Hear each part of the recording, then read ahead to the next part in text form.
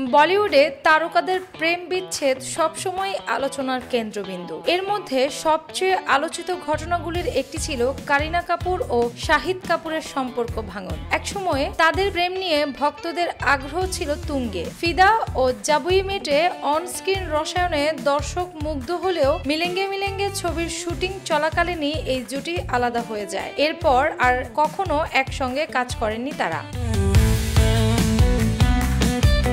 তবে বিচ্ছেদের পরও তাদের প্রেম ঘনস্মৃতি নিয়ে তৈরি হয়েছিল একটি জনপ্রিয় গান। সম্প্রতি খ্যাতিনামা গীতিকার সমীরঞ্জন এক পডকাস্টে এই তথ্য প্রকাশ করেন। তিনি জানান, কারিনা শাহিদের ব্রেকআপের সময় মিলেঙ্গে মিলেঙ্গে ছবির একটি গান লেখা বাকি ছিল। তখন প্রযোজক বনি কাপুর তাকে অনুরোধ করেন এমনভাবে গান লিখতে যাতে মনে হয় এটি কারিনা শাহিদের প্রেমের গল্প।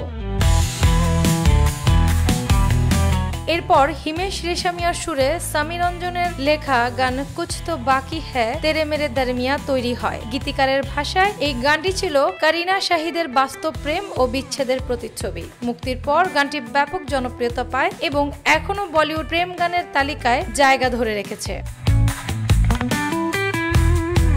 আনি আক্তার, বাংলা বাজার পত্রিকা।